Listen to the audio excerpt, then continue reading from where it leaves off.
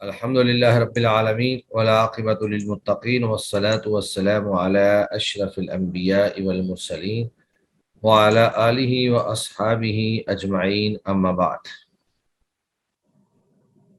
پچھلے ہفتے میں ہم نے قواعد الصرف کا ثلاثی مجرد کے 6 ابواب میں سے جو آخری 2 باب تھے، کارما یکرمو اور اسی طرح حاسبہ یحسبو، ان دونوں ابواب کی صرف صغیر جو ہے وہ پڑھی تھی، اور پھر ہم اسماء منصوبہ قواعد النحو سے اسماء منصوبہ پڑھ رہے تھے، جن میں سے ہم نے 7 اسماء جو ہے وہ پڑھ لیے تھے، جن میں مفاعل خمسہ تھے اور اس کے بعد پھر حال اور تمیز۔ تو آج جو ہے ہم انشاءاللہ 8واں اسم جو ہے جس کو مستثنیٰ کہا جاتا ہے وہ انشاءاللہ ہم پڑھیں گے، اور یہ جو مستثنیٰ ہوتا ہے یہ اردو زبان کے اندر بھی ہم استعمال کرتے ہیں اس کو، کیونکہ اردو زبان کے اندر بہت سارے الفاظ جو ہیں وہ عربی کے ہوتے ہیں، تو یہاں بھی اس کو استعمال کیا جاتا ہے اردو زبان میں بھی۔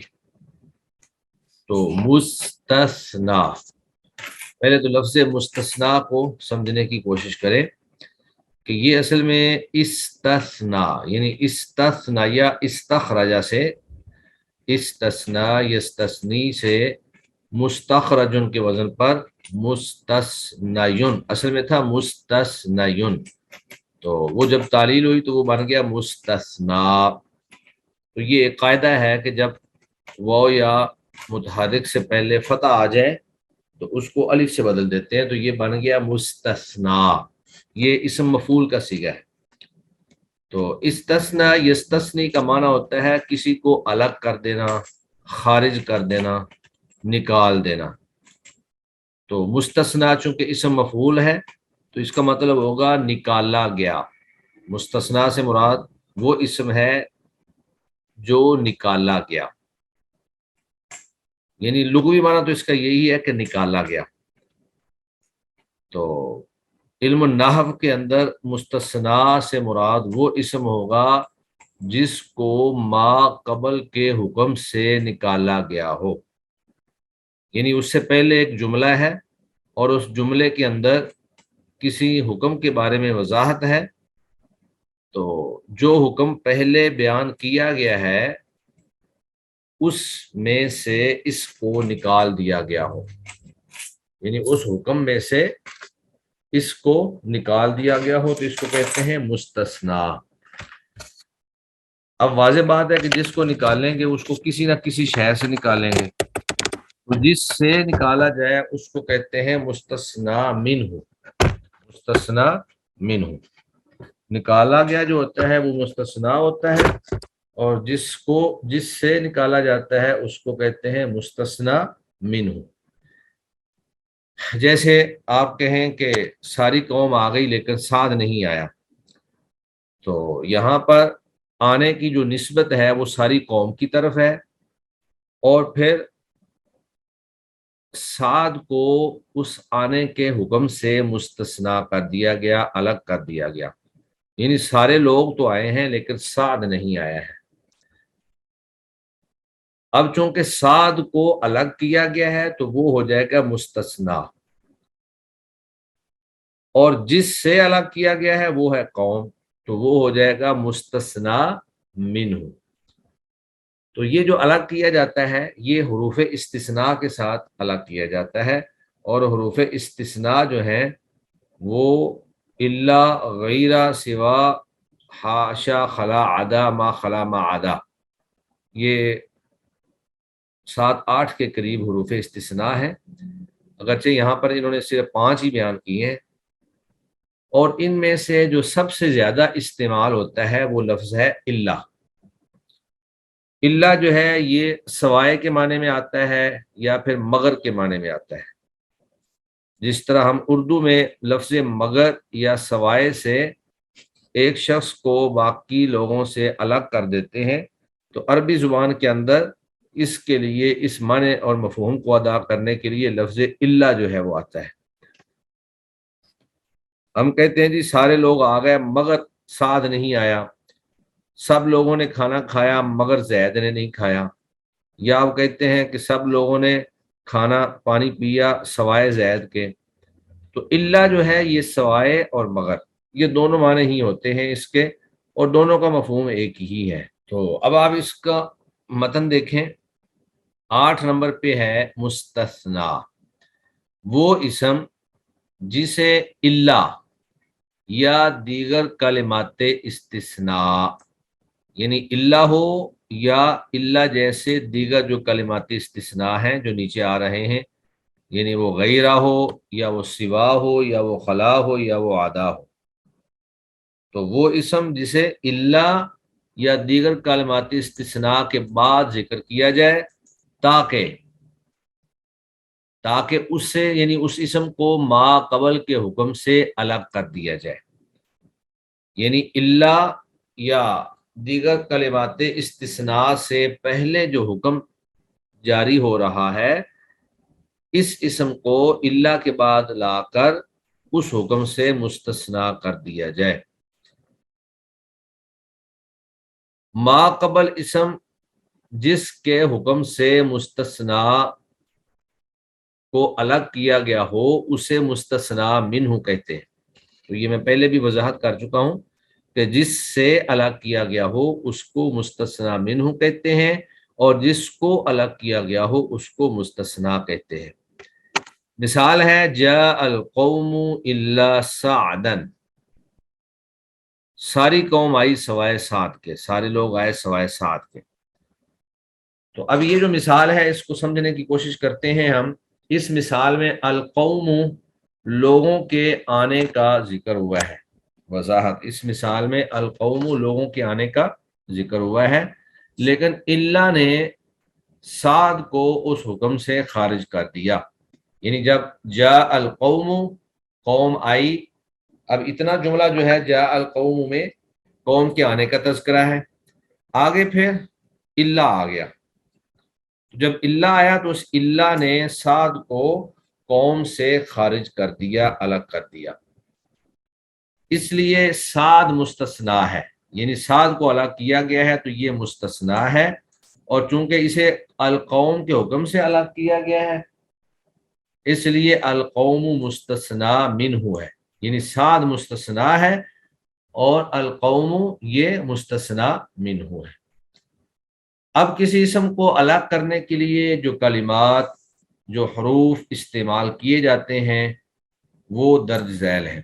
ادوات استثناء، یعنی کلمات استثناء، ادوات کا معنی کلمات ہوتا ہے، استثناء کے کلمات، تو ادوات استثناء بہت سے ہیں، ان میں سے زیادہ تر استعمال ہونے والے ادوات مندرجہ ذیل ہیں، تو جو زیادہ استعمال ہوتے ہیں وہ انہوں نے یہاں پر بیان کر دیے ہیں۔ ادوات استثناء بہت ہیں، ان میں سے زیادہ تر استعمال ہونے والے ادوات مندرجہ ذیل ہیں۔ نمبر 1 اللہ ہے، اسی طرح غیر ہے، اسی طرح سوا ہے، خلا ہے، عدا ہے، اور پھر ان میں سے یہاں تو 5 بیان کیے ہیں، ویسے یہ 8 ہیں، ایک حاشا بھی ہے، پھر ما خلا ہے، ما عدا ہے۔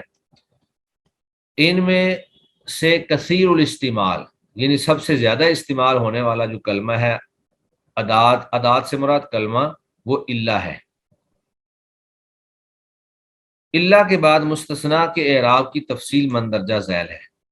تو مستثنا عمومی طور پر جو ہے وہ منصوب ہوتا ہے، اسی لیے اس کو منصوبات میں شامل کر دیا، لیکن فل بٹا فل یعنی 100% منصوب نہیں ہوتا ہے، بلکہ اس کے استعمال کی کچھ تفصیل ہے جو کہ نیچے آ رہی ہے۔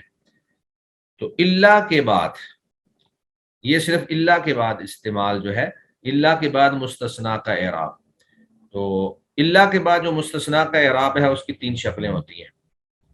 پہلی شکل ہے وجوب نصب کی، یعنی ایک صورت میں اس کو نصب دینا واجب ہے۔ دوسری صورت ہے کہ نصب یا مستثنا منہ سے بدل، یعنی اس کو نصب دے دیں یا جو مستثنا منہ ہے جس سے اس کو الگ کیا جا رہا ہے اس سے اس کو بدل بنا دیں۔ تو واضح بات ہے جب یہ بدل ہوگا تو جو مستثنا منہ ہے وہ مبدل منہ ہوگا، اور جو اعراب مبدل منہ کا ہوتا ہے وہی اعراب بدل کا ہوتا ہے، یعنی دونوں کا اعراب ایک جیسا آ جائے گا۔ نصب بھی دی جا سکتی ہے اور اس کو بدل والا اعراب بھی دیا جا سکتا ہے، یہ اس کی دوسری شکل ہے۔ پہلی شکل میں نصب واجب تھی، دوسری شکل میں گویا کہ نصب اور بدل دونوں جائز ہیں، اور تیسری شکل میں عامل کے مطابق اعراب آئے گا، اس میں الا جو ہے وہ کوئی عمل نہیں کرے گا، الا جو ہے وہ حرف عطف کے طور پر استعمال ہوگا، اگرچہ وہ معنوی اعتبار سے استثناء کا معنی ہی دے گا، لیکن بطور عطف کے یا آپ کہہ لیں کہ زائد، وہ لفظی عمل نہیں کرے گا، معنوی اعتبار سے وہ استثناء کا کام کرے گا، زائد کے انداز میں وہ استعمال ہوگا۔ اب ان تینوں شکلوں میں سے جو پہلی شکل تھی وہ ہے وجوب نصب، یعنی نصب دینا کب واجب ہوتا ہے، اس صورت میں صرف نصب ہی آئے گی، کوئی دوسری آپشن اس میں موجود نہیں ہے۔ تو نصب اس وقت ہوتی ہے جب کلام موجب ہو، موجب کا معنی ہوتا ہے کلام مثبت ہو، یعنی منفی نہ ہو بلکہ مثبت ہو، منفی یا نہیں یا استفہام نہ ہو، تو آپ یہی کہہ لیں کہ کلام جو ہے وہ مثبت ہو۔ جب کلام مثبت ہو اور مستثنا منہ مذکور ہو، یعنی جس سے نکالا جا رہا ہے اس کا تذکرہ موجود ہو، تو یہ دو چیزیں ہیں، کلام مثبت ہو، منفی نہ ہو، اور مستثنا منہ مذکور ہو۔ بسا اوقات مستثنا منہ جو ہے وہ مذکور نہیں ہوتا ہے، جس طرح کے آگے شکلیں اس کی آ رہی ہیں، تو اس شکل میں مستثنا پر نصب واجب ہے، جیسے جاء القوم الا زیدن، ساری قوم آئی سوائے زید کے۔ اب یہ جاء القوم جو ہے جملہ، قوم آئی، یہ مثبت کلام ہے، یعنی کسی کے آنے کا تذکرہ ہے، نہ آنے کا تذکرہ نہیں ہے، اس کے شروع میں نفی کا کوئی حرف واقع نہیں ہے، قوم آئی سوائے زید کے۔ تو ایک تو یہ کلام مثبت ہے، اور دوسرا اس میں جو مستثنا منہ ہے، یعنی جس سے زید کو نکالا جا رہا ہے، القوم، وہ بھی یہاں پر مذکور ہے، اس کا تذکرہ موجود ہے۔ تو اس صورت میں مستثنا پر نصب دینا واجب ہے، جاء القوم الا زیدن، جاء القوم الا زیدن۔ دوسری شکل جو ہے جس میں نصب دینا بھی جائز ہے اور مستثنا سے اس کو بدل بنانا بھی جائز ہے، وہ صورت یہ ہے کہ جب کلام غیر موجب ہو، غیر موجب یعنی غیر مثبت ہو، تو غیر مثبت کا مطلب یہ ہوگا کہ وہ منفی ہوگی، جب کلام غیر موجب ہو، ایک صورت تو یہ ہے، اور مستثنا منہ مذکور ہو، یعنی مستثنا منہ تو مذکور ہے جس طرح کہ پہلی شکل میں مذکور ہے، لیکن پہلی اور دوسری میں فرق یہ ہے کہ وہاں کلام مثبت ہے اور یہاں کلام غیر مثبت ہے، یعنی منفی ہے، تو مستثنا کو منصوب پڑھنا بھی جائز ہے اور مستثنا منہ سے بدل بنانا بھی جائز ہے، یہ دونوں شکلیں جائز ہیں، جیسے ما جاء القوم الا زیدن، اور اسی طرح الا زیدن۔ اب یہ دیکھیں کلام غیر موجب ہے، غیر موجب یعنی غیر مثبت، تو منفی ہو گئی، ما جاء القوم، میرے پاس قوم نہیں آئی، تو یہاں پہ نہ آنے کا تذکرہ ہے، منفی ہے، اور پھر مستثنا منہ القوم، یہ بھی مذکور ہے، تو اس کے بعد الا زیدن اور الا زیدن، یہ دونوں شکلیں ہی جائز ہوں گی۔ آگے انہوں نے فائدہ بیان کیا ہے کہ کلام موجب سے کیا مراد ہے۔ کلام موجب وہ ہوتی ہے جس میں نفی نہیں اور استفہام نہ ہو، اور کلام غیر موجب وہ ہوتی ہے جس میں نفی نہیں یا استفہام ہو۔ تو ہم یہ پڑھ رہے تھے کہ کلام موجب اور کلام غیر موجب سے کیا مراد ہے۔ کلام موجب آپ کہہ رہے ہیں کلام مثبت، یعنی جس میں نفی نہیں اور استفہام نہ ہو، اور کلام غیر موجب جس میں نفی نہیں اور استفہام موجود ہو۔ اس کے بعد جو تیسری شکل تھی اس کے استعمال کی، وہ یہ ہے کہ عامل کے مطابق اس کو استعمال کرنا۔ عامل کے مطابق یہ ہے کہ پھر الا جو ہے وہ درمیان سے زائد ہو جائے گا اور وہ کوئی عمل نہیں کرے گا، اگرچہ معنوی اعتبار سے تو استثناء کا وہ کام کرے گا، لیکن لفظی اعتبار سے وہ استثناء کا کام نہیں کرے گا، یعنی لفظی اعتبار سے وہ زائد ہی قرار پائے گا۔ اور اس کی شکل کیا ہے کہ جب کلام غیر موجب ہو، غیر موجب کا مطلب غیر مثبت ہو یعنی منفی کلام ہو، اور مستثنا منہ مذکور نہ ہو، یعنی مستثنا جس سے نکالا جانا ہے وہ موجود ہی نہ ہو، اس کا کوئی تذکرہ نہ ہو، تو مستثنا کا اعراب عامل کے مطابق ہوگا۔ تو یہ شکل در اصل ہوتی ہے کسی چیز کے اندر حصر پیدا کرنے کے لیے، کہ جب نفی کے بعد استثناء آ جائے تو پھر اس چیز میں حصر پیدا ہو جاتا ہے۔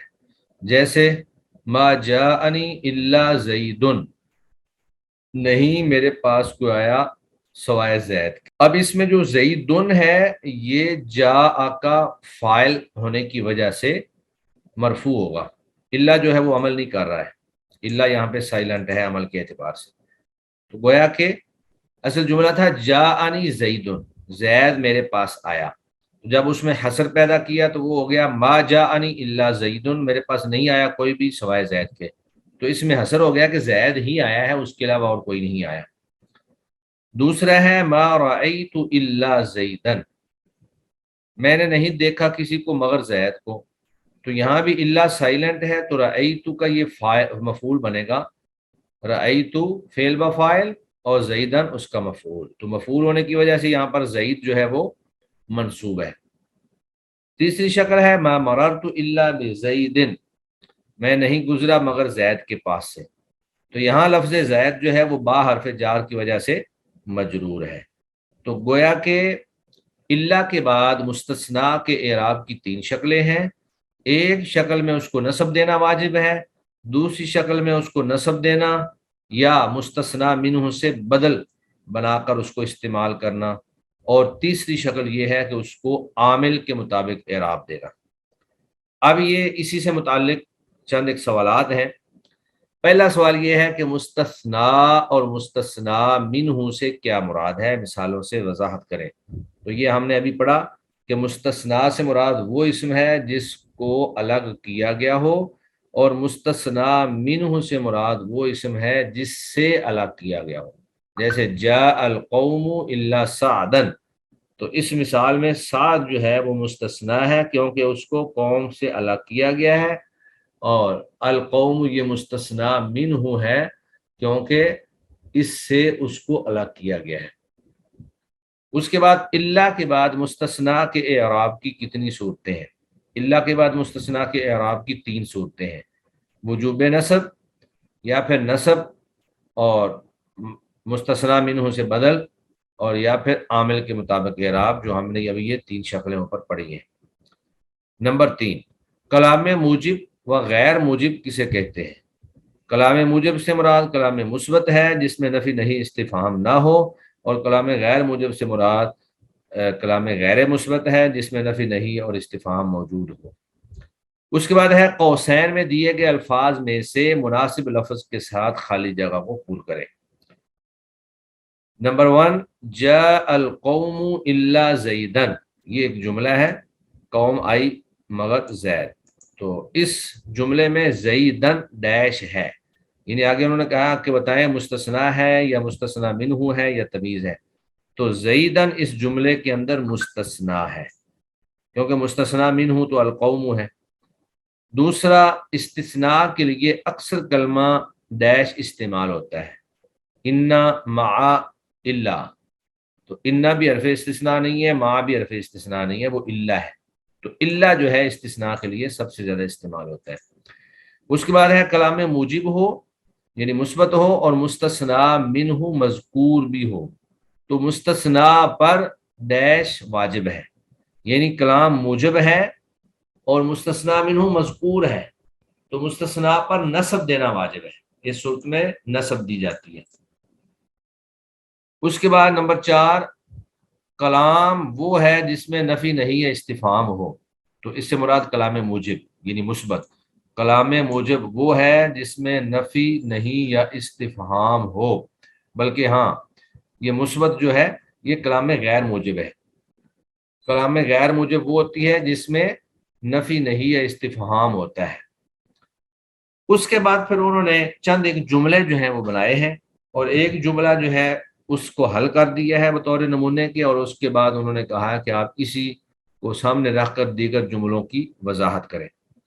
الا کے بعد مستثنا کے اعراب کی کون سی صورت ہوگی؟ نمونے کے مطابق درست پر ٹک کا نشان لگا کر وجہ بھی بیان کریں۔ اب انہوں نے ایک جملہ خود ہی بنا دیا کہ نجحت تلامیذ الا المقصرہ، کہ تلامیذ یعنی شاگرد سارے کامیاب ہو گئے، الا المقصرہ مگر کوتاہی کرنے والا۔ تو یہاں پر جو ہے نصب دینا واجب ہے، یہاں پر نصب دینا واجب ہے۔ اس کی وجہ کیا ہے؟ اس کی وجہ یہ ہے کہ یہ کلام مثبت ہے اور مستثنا منہ مذکور ہے۔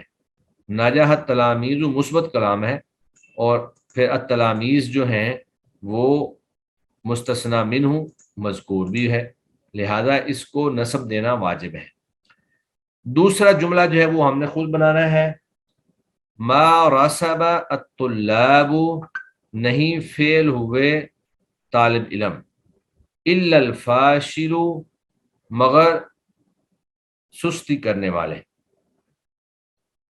تو اب یہاں پر مستثنا منہ وہ تو موجود ہے، مذکور ہے، لیکن کلام جو ہے وہ منفی ہے، کلام جو ہے غیر مثبت غیر موجب ہے۔ تو جب کلام غیر موجب ہو اور مستثنا منہ مذکور ہو تو اس میں دونوں شکلیں جائز ہوتی ہیں، نصب یا مستثنا منہ سے بدل، تو لہذا اس خانے کے اندر ٹک لگ جائے گا اس میں۔ اور اس کے بعد پھر دوسرا جملہ ہے فاز المتسابقون الا الخامل، کامیاب ہو گئے مقابلے میں حصہ لینے والے الا الخامل مگر مدہوش۔ تو یہ جملہ جو ہے یہ بھی پہلے جملے کی طرح ہی ہے، کلام مثبت ہے اور مستثنا منہ مذکور ہے المتسابقون، لہذا اس میں بھی نصب واجب ہے، اس میں بھی نصب واجب ہے۔ تیسرا جملہ ہے جاء الضیوف الا رضوانا، تو یہ بھی کلام مثبت بھی ہے اور مستثنا منہ مذکور بھی ہے، اس میں بھی نصب واجب ہے۔ چوتھا جملہ ہے ما نفع الا الاخلاص، تو یہاں پر کلام منفی ہے، غیر موجب ہے اور مستثنا منہ مذکور نہیں ہے، مستثنا منہ مذکور نہیں ہے، تو ما نفع الا الاخلاص، نہیں نفع دیتا مگر اخلاص، یعنی اخلاص جو ہے وہ نفع ہی دیتا ہے۔ تو یہاں پر اخلاص جو ہے اس کا اعراب نفع عامل کے مطابق ہوگا۔ یہ تیسری شکل جو ہے نا، تیسرا خانہ اس میں ٹک کریں گے کہ نفع الاخلاص، تو الا جو ہے یہاں پہ چونکہ عمل نہیں کرے گا تو نفع فعل اور اخلاص جو ہے یہ اس کا فاعل بن جائے گا۔ اس کے بعد پھر آگے پانچواں جملہ ہے ما احببت الفاکہۃ الا التفاح، میں نہیں پسند کرتا پھلوں کو مگر سیب کو۔ تو یہاں کلام ویسے تو منفی ہے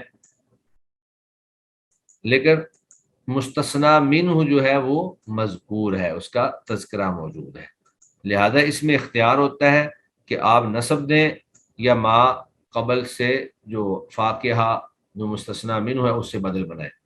تو دونوں شکلوں میں ہی اس پہ زبر ہی آئے گی، اگر نصب دیں گے تو الا التفاح، اور اگر اس کو بدل بنائیں گے تو الفاقہہ جو ہے اس کے اوپر بھی زبر ہی ہے، وہ بھی منصوب ہے، لہذا پھر بھی یہ منصوب ہی ہوگا۔ تو آج کا ہمارا لیسن جو ہے یہیں پر ہی مکمل ہم کرتے ہیں، اور اس کے بعد اگرچہ ہمارے پاس چند ایک اور منصوبات بھی موجود ہیں، لیکن یہ وہی منصوبات ہیں جو آپ نے مرفوعات کے اندر پڑھ لیے ہیں، مثلا رفع مشبہ بالفعل کا اسم، افعال ناقصہ کی خبر، ما ولا مشابہ بلیسا کی خبر، لا نفی جنس کا اسم۔ تو میں نے آپ کو بتایا تھا کہ یہ چاروں چیزیں جو ہیں یہ مبتدا اور خبر پر داخل ہوتی ہیں، مبتدا کو ان کا اسم اور خبر کو ان کی خبر کہا جاتا ہے، تو ان میں سے یہ ایک چیز کو اسم کو نصب اور خبر کو رفع، یا اسم کو رفع اور خبر کو نصب، تو حرف مشبہ بالفعل اور لا نفی جنس یہ دونوں جو ہیں اپنے اسم کو نصب اور خبر کو رفع دیتے ہیں، تو لہذا ان دونوں کا جو اسم ہے وہ منصوبات میں آئے گا اور ان کی خبریں جو ہیں وہ مرفوعات میں، اور افعال ناقصہ اور ما ولا مشابہ بلیسا جو ہیں یہ اپنے اسم کو رفع اور خبر کو نصب دیتے ہیں، تو ان کے دونوں کے اسم جو ہیں وہ مرفوعات میں ذکر ہو چکے ہیں اور ان دونوں کی خبریں جو ہیں وہ یہاں منصوبات میں ہیں، تو اس کی مثالیں جو ہیں وہ آپ کے سامنے ہی ہیں۔ اور اس کے بعد پھر آگے مجرورات ہیں تو مجرورات صرف دو ہیں. ایک مجرور بے حرف جر ہوتا ہے جس کے شروع میں حروف جارہ میں سے کوئی حرف آ جائے، جیسے باؤ تاؤ کاف لام واؤ منزو مزخلا ربا حاشا من عدا فی انالا حتی الی، یہ سارے. اور دوسرا جو ہے وہ مضاف، یعنی جو مضاف الیہ ہے وہ کتاب اللہ، رسول اللہ، قلم زید، یہ ساری اس کی مثالیں ہیں.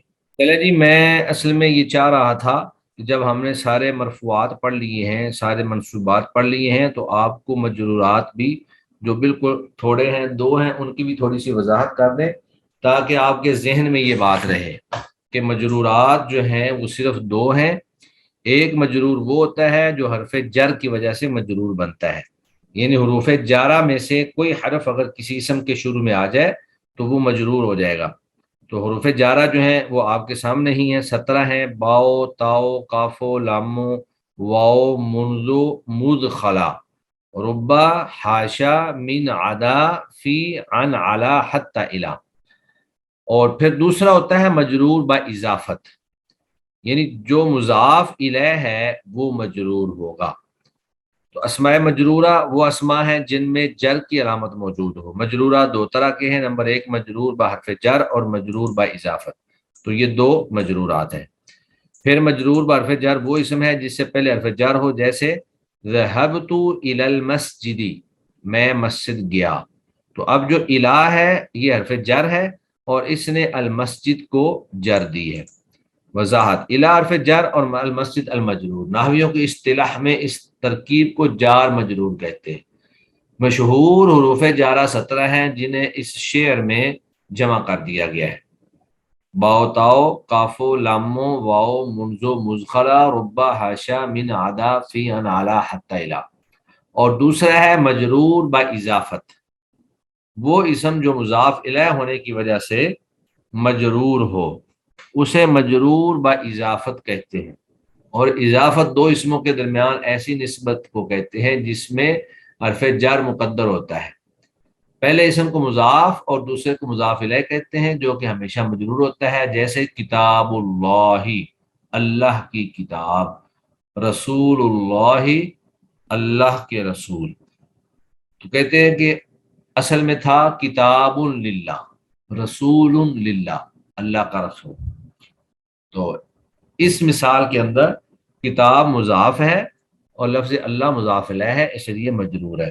تو اضافت کا معنی ہوتا ہے نسبت، یعنی ایک تو اسم وہ ہوتا ہے جس کی نسبت کی جاتی ہے اور ایک جس کی طرف نسبت کی جاتی ہے. تو کتاب اللہ، کتاب اللہ میں کتاب کی نسبت کی جا رہی ہے اور اللہ ہی اللہ کی طرف کی جا رہی ہے.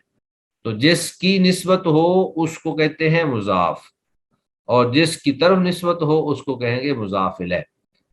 تو اس طرح دیگر کئی مثالیں ہو سکتی ہیں، جیسے قلم زید، زید کا قلم، کتاب خالد، خالد کی کتاب، حقیبت عامر، عامر کا حقیبہ، بستہ، بیغ.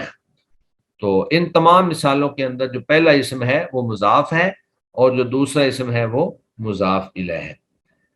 تو اس کے بعد پھر آگے چند ایک سوالات ہیں اور اسی طرح انہوں نے مختلف مثالیں جو ہیں وہ پیش کی ہیں. تو ان میں سے ہم دیکھتے جاتے ہیں، جیسے انجحو بالجدی، تو یہاں پر جو مجرور ہے وہ با حرف جر کی وجہ سے ہے. اس طرح خالد ذو فضل، ذو مضاف اور فضل مضاف الیہ ہے، تو یہ مضاف الیہ ہونے کی وجہ سے مجرور ہے. وصلت الی المدرسہ، میں مدرسہ پہنچ گیا، تو یہاں مدرسہ جو ہے وہ الی کی وجہ سے مجرور ہے. سرت حتی النہر، میں چلا حتیٰ کہ نہر تک پہنچ گیا، تو یہاں پہ حتیٰ حرف جر ہے، اس کی وجہ سے نہر جو ہے وہ مجرور ہے. غمست القلم بالمحبرۃ، میں نے چھپا دیا، ڈبو دیا قلم کو دوات میں. تو بالمحبرہ، محبرہ جو ہے یہ دوات کو کہتے ہیں، تو با حرف جر کی وجہ سے یہ مجرور ہے. پھر اسی طرح محمد الرسول اللہ، تو رسول اللہ جو ہے یہ رسول مضاف ہے اور اللہ مضاف الیہ ہے، تو مضاف الیہ ہونے کی وجہ سے یہ مجرور ہے. شربت عصیر الرمان، میں نے انار کا جوس پیا، تو اسیر مضاف اور الرمان مضاف الیہ، تو یہ مضاف الیہ ہونے کی وجہ سے مجرور ہے۔